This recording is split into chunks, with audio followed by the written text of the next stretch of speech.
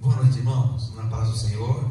Mais uma vez e com muita alegria, nós queremos bendizer ao Senhor nosso Deus, render-lhe louvores e a nossa adoração, pelo fato de juntos podemos entrar na sua presença e, segundo a Bíblia, ser muito abençoado. Nós queremos pedir agora que a bênção de Deus seja sobre as nossas vidas aqui, sobre você nas suas casas, que você cante com singeleza de coração e com certeza haverá, um refrigério dos céus sobre as nossas vidas.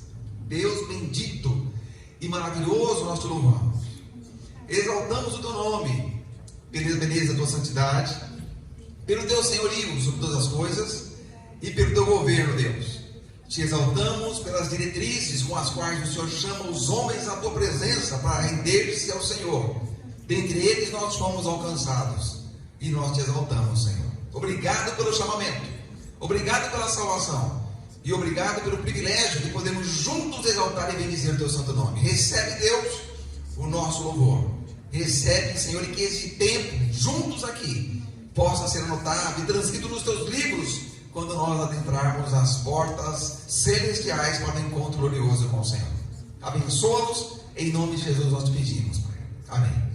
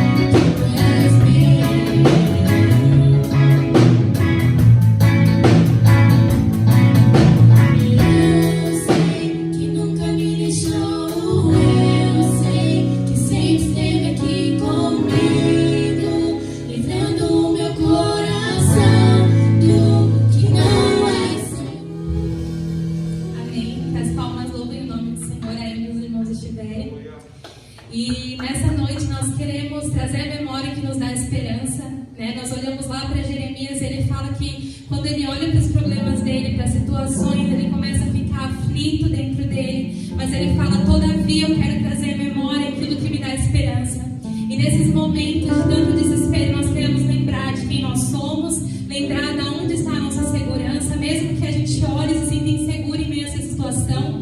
Nós temos um lugar de segurança que é nos braços do nosso Pai. Que você corra para o Pai, que nesse momento aí na sua casa eu declaro que o Pai envolva o seu coração, que você sinta que nos braços dele é o seu descanso, que não seja apenas uma música cantada, mas uma verdade vivida.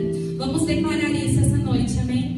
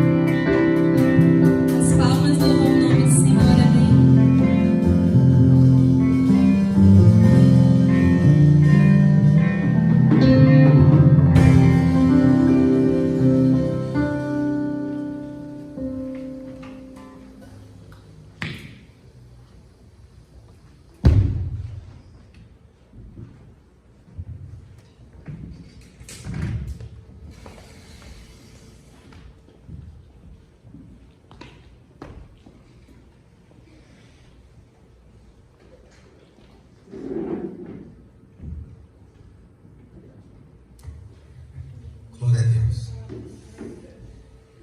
Eu quero fazer menção de uma porção da palavra de Deus para as nossas vidas, para nos encorajar, para trazer conforto, para trazer refrigério, para enfrentarmos os dias que estamos vivendo. E nada melhor do que falar de alguém tão precioso como o Senhor Jesus. Amém.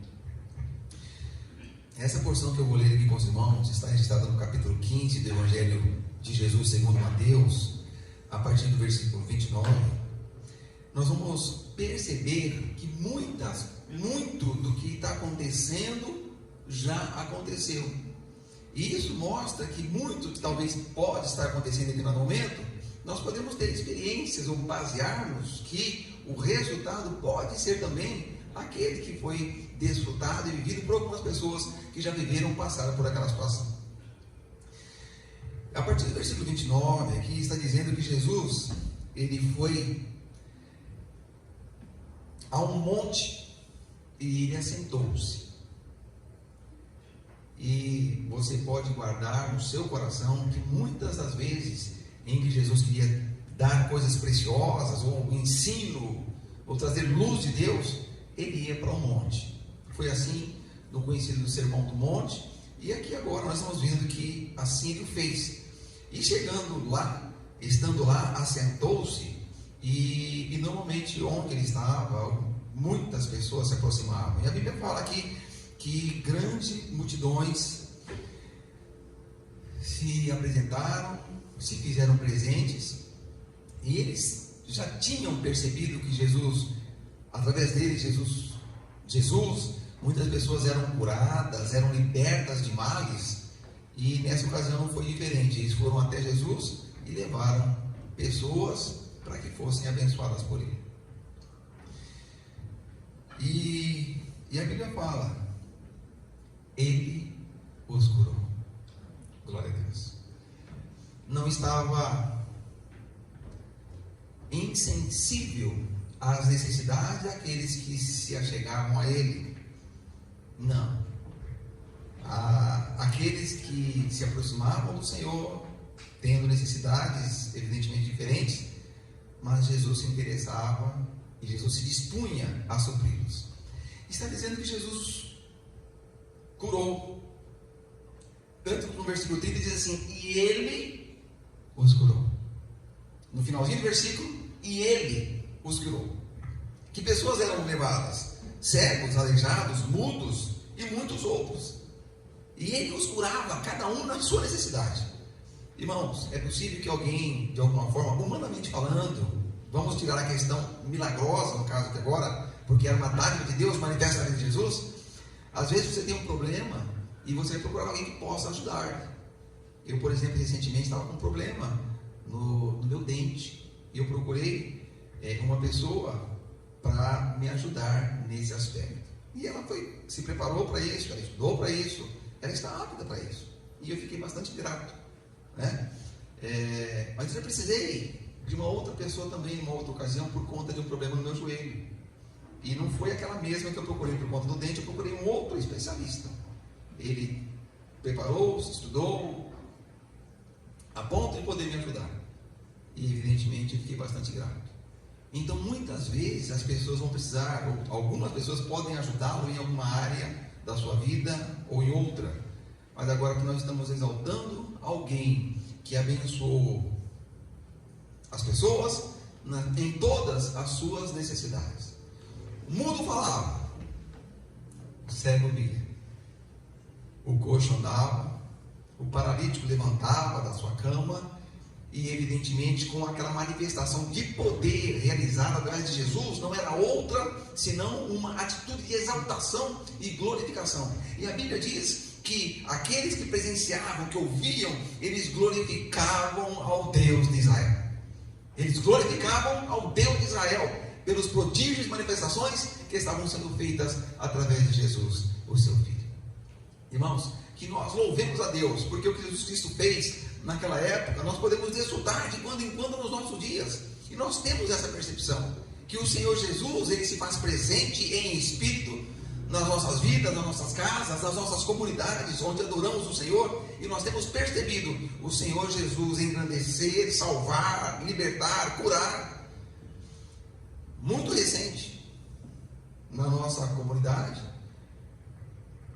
um jovem com 15 anos praticamente, quando foi detectado que ele estava com problema de apêndice, depois de alguns dias nós ficamos sabendo, por conta dos exames, qual era a situação. Quando ficamos sabendo que estava com problema de apêndice, esta apêndice já havia supurado. E, como grave, e é bastante grave a questão da contaminação generalizada, muitos órgãos estavam sendo alcançados por conta da contaminação. E quando ficamos cientes, por misericórdia, como igreja, colocamos em oração, pedindo, Deus, usa de misericórdia. E nós louvamos a Deus, porque houve uma intervenção cirúrgica. O próprio médico que fez a cirurgia, depois comentou com a mãe e com os familiares. Realmente foi um milagre. Eu precisei fazer muito além do que o normal. Órgãos estavam praticamente contaminados. Precisei abrir, precisei remover da posição, lavar dada a infecção, colocar no lugar e fazer uma costura muito diferente. Se não fosse a mão de Deus, ele não estaria vivo como vocês estão contemplando. O médico fez aquilo que ele achou que tinha condições, mas ele reconhece que houve algo além, algo que transcende o conhecimento humano. E nós podemos reconhecer, é a mão do Senhor Jesus, que respondeu por misericórdia e atendeu a nossa oração.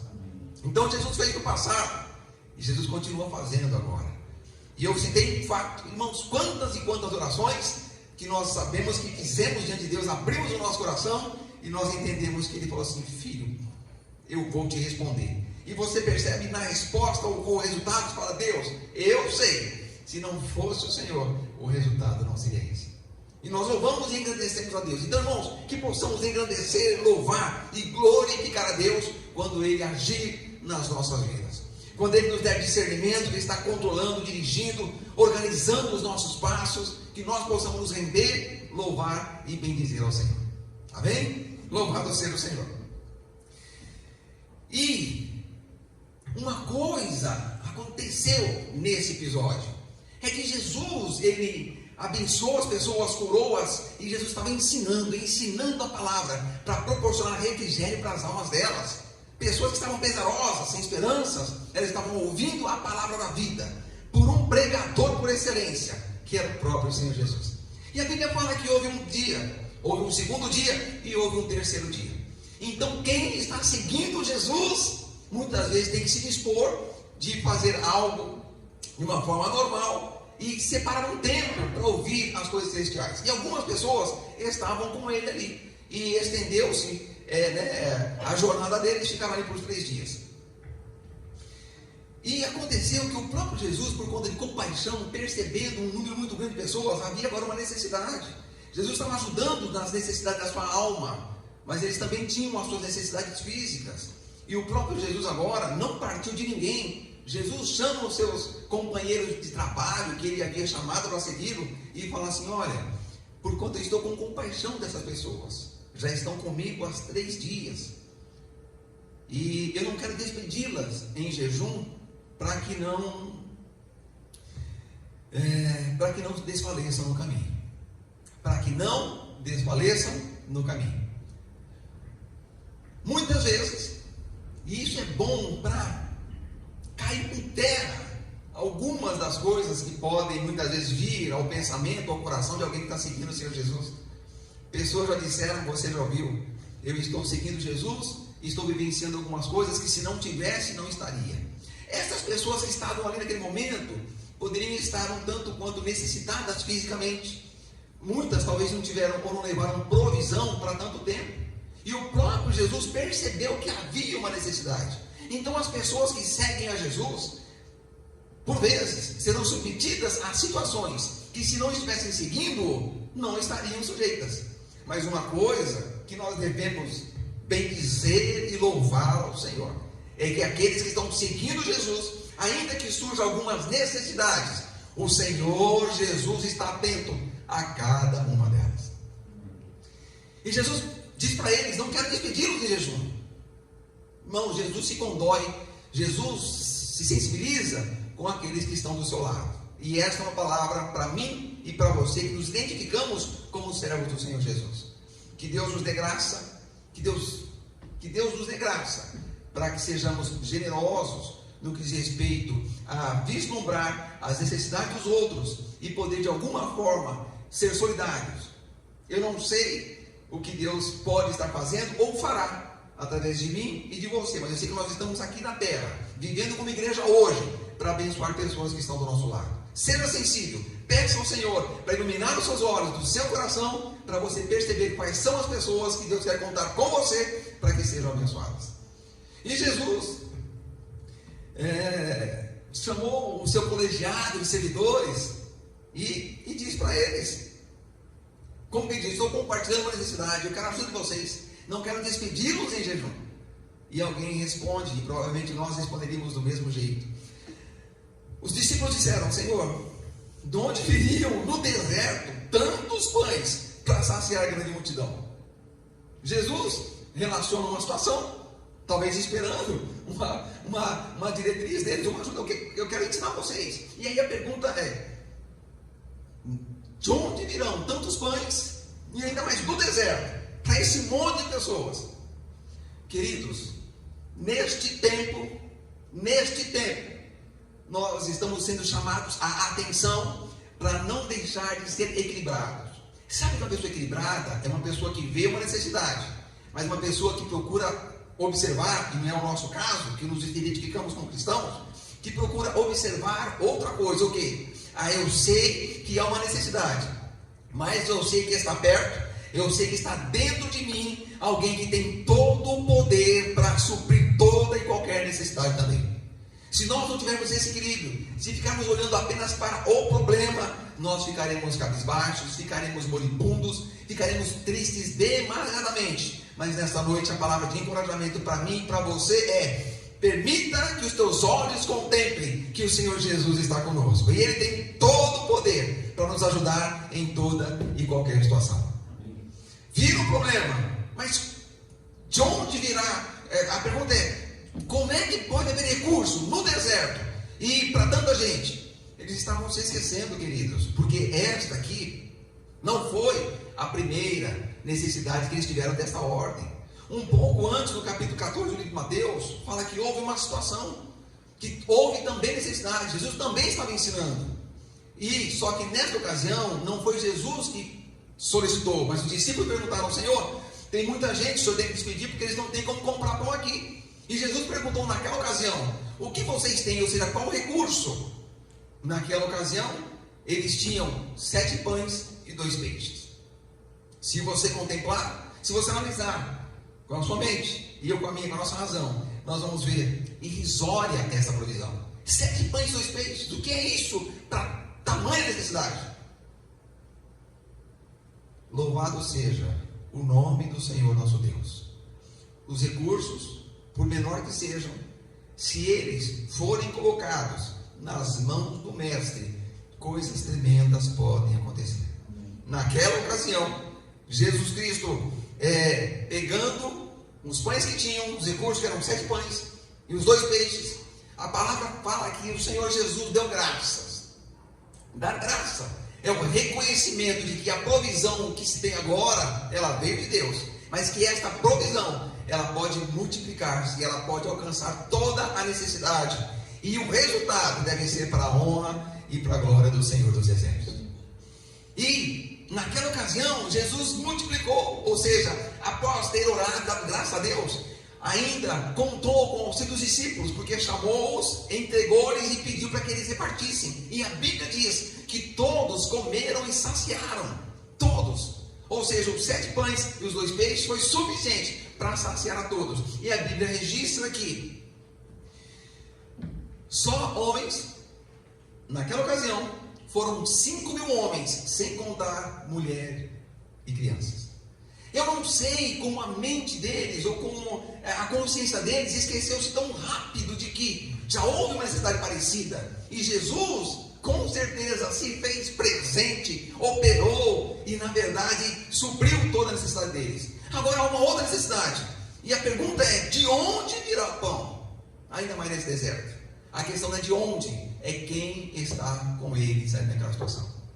Quem está conosco nos momentos de tribulação? Quem está conosco nos momentos de opressão, até mesmo nos momentos de ansiedade? Irmãos, nós precisamos valorizar que o tesouro precioso foi dado por Deus para mim e para você. O Senhor Jesus é a nossa salvação. O Senhor Jesus é a nossa provisão. O Senhor Jesus é a nossa força, o nosso socorro. Amém. O Senhor Jesus é tudo para nós. Amém. Aleluia.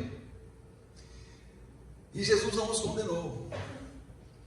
Jesus foi mostrar novamente que Ele estava ali, assim como Ele está conosco nesse tempo em que estamos vivendo.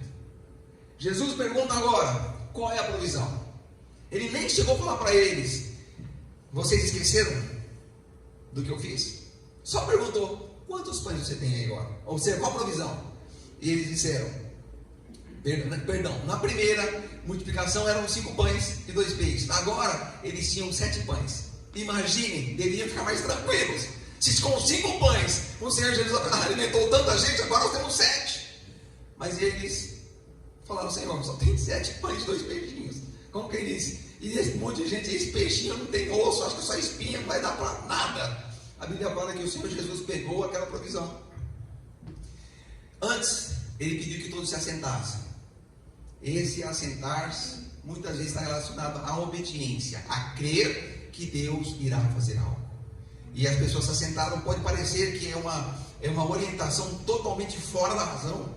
Se já estão cansados, se já estão com fome, se estão quase desfalecendo, quanto antes partir, melhor. E Jesus realmente manda sentar, mas como quem diz, Senhor, a tua palavra, ela pode fugir à razão, mas a tua palavra nos sustenta, a tua palavra nos direciona, a tua palavra nos salva. Na obediência, assentaram-se, sentaram, e a Bíblia fala que Jesus fez a mesma coisa. Ele pegou os pães, ele deu graças. É uma expressão de gratidão pela provisão que tem, e saber que não vai faltar. Jesus deu graça novamente, e chamou o seu colegiado, que os seus discípulos, eles vieram, Jesus entregou-lhes para que eles fossem e entregassem aos demais. E a Bíblia fala, e eu creio, e eu sei que você que está me ouvindo também crê, que houve algo tremendo, ou seja, todos aqueles que ali estavam, a Bíblia diz que eles foram saciados, eles comeram e eles se fartaram a tal ponto, que sobraram 7 cestos cheios. 7 cestos cheios de pães. Naquela primeira ocasião onde houve uma multiplicação, sobraram 12 pães. É como que Jesus talvez estaria fazendo uma relação com os que estão servindo ou com a provisão. Na primeira ocasião, os 12 apóstolos, na verdade, recolhendo do que sobrou 12 cestos. Era como se fosse um cesto representando cada apóstolo. Agora 7 cestos sobraram e cheios de pães. É como que um cesto para cada pão. Irmãos, a fartura muitas vezes, a bonança é resultado de que aquilo que a pessoa tem, ela coloca diante do Senhor. Eu espero que na minha vida e na sua também, nós não estejamos retendo aquilo que Deus quer que coloquemos nas suas mãos, para que Ele possa operar. Estou dizendo de recursos financeiros, estou dizendo dos dons, da capacitação que Deus colocou na sua vida, aquilo que Deus te capacitou para fazer, se você tem feito com excelência, se você tem usado os dons de Deus para o engrandecimento do reino dele aqui na terra, para que pessoas sejam chamadas, para que pessoas sejam alcançadas, para que o Espírito Santo possa trabalhar no coração de pessoas, constrangê-las, para que elas se rendam perante o Senhor. Eu espero que você coloque a sua vida aos cuidados de Deus, porque com certeza Ele enriquece. Ele é rico para com todos aqueles que invocam. Louvado seja o Senhor. E Jesus, nesta ocasião, os que comeram foram no número de 4.000, só contabilizando os homens. Não foram contabilizadas as mulheres e as crianças. Queridos, como nossa memória às vezes oscila ou se esquece. Eu olho para esse quadro e falo, os apóstolos, os discípulos esqueceram o que Jesus tinha feito. Será que não estamos fazendo o mesmo? Estamos diante de um embate. Estamos diante de um embate numa ordem na saúde.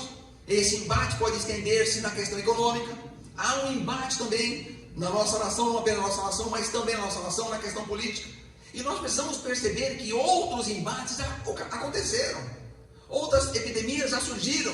Mas por misericórdia, evidentemente alguns acabaram sendo ceifados. Mas Deus guardou o ser humano, Deus abençoou e deu continuidade ao seu plano, ao seu propósito. Que Deus abra os nossos olhos para entendermos que Deus continua no controle. Já houve situações de recessões ao longo da história. Deus deu graça e elas foram superadas. Houve situações de pandemia, epidemias. Deus deu graça e foram superadas. Neste momento, Deus quer atrair os meus olhos e os seus para perceber que há um problema, mas aquele que detém todo o poder nos céus e na terra, Ele continua presente para me abençoar e para te abençoar também. Louvado seja o Senhor. E nós vamos caminhando, parece que é chover no molhado.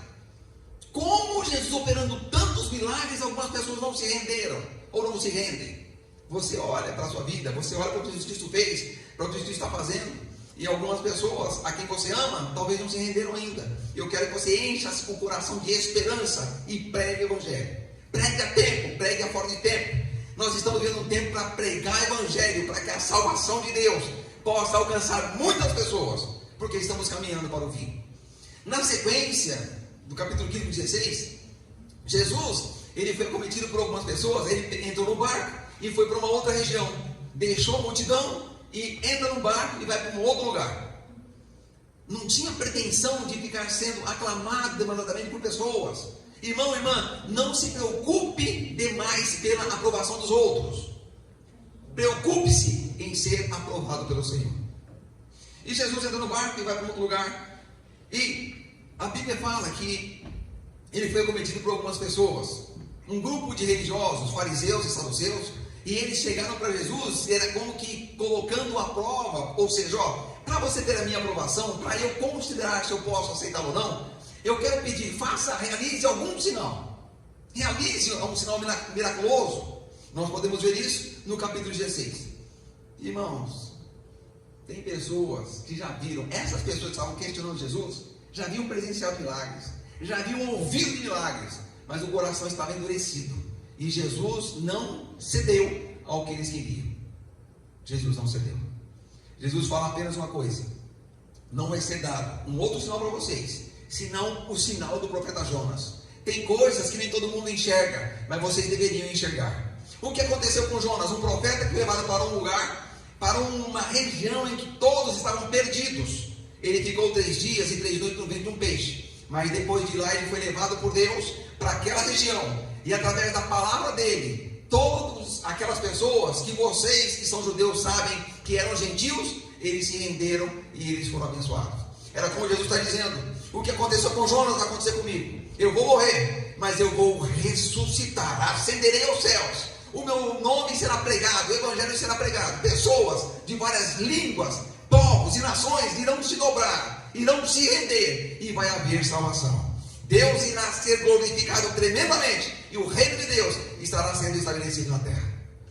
Alguns não quiseram abrir os olhos para perceber que naquele momento ali, mais do que alimentar pessoas com pão, a salvação estava sendo dispensada. O cumprimento de muitas profecias feitas ao longo do Antigo Testamento estava acontecendo na vida de Jesus. E eles não quiseram entender.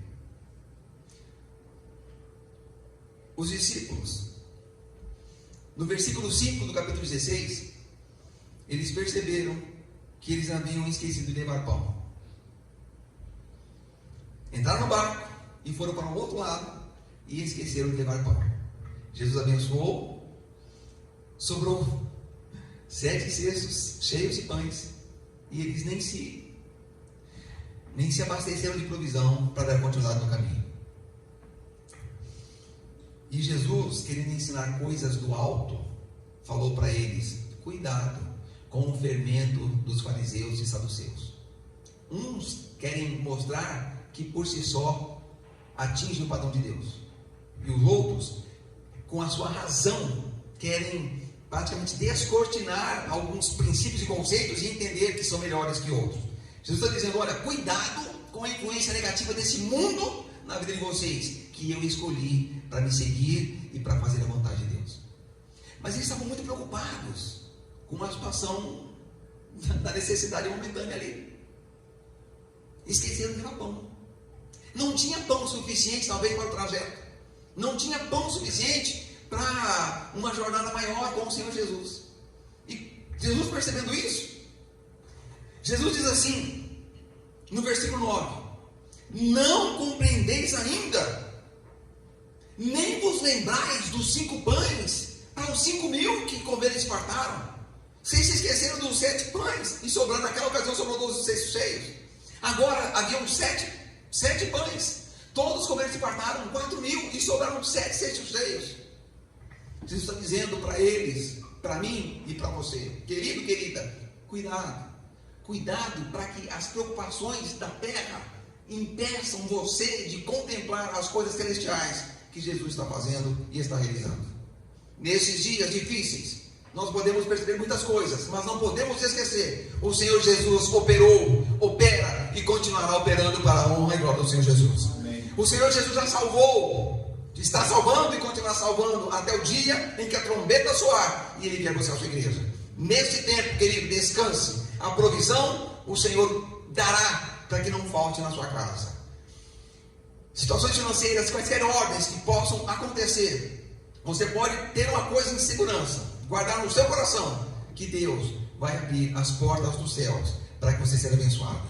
No passado foi assim: todo dia eles saíam para comer um maná, para pegar o maná, dia a dia. E eu quero dizer para você: descanse, Deus está cuidando de você. Não se esqueça do que Deus fez. Não se esqueça, guarde isso no seu coração, porque se houver necessidade, Ele pode fazer novamente. Deus te abençoe em nome de Jesus. Deus te abençoe em nome do Senhor Jesus. Abençoa, Deus, cada um de nossos filhos. Dá-nos graça para descansar nesse tempo e viver cada dia, reconhecendo que o Senhor está no controle, que o Senhor está abençoando, que o Senhor tem o governo e que o Senhor está conosco no barco. Situações, Senhor, inúmeras aconteceram quando os discípulos estavam no barco, mas o Senhor estava com eles, e nós entendemos que o Senhor está conosco. Dá-nos graça para vislumbrar o Teu governo, o Teu poder, o Teu senhorio, e que nós podemos descansar, porque a graça do Senhor foi derramada sobre nós.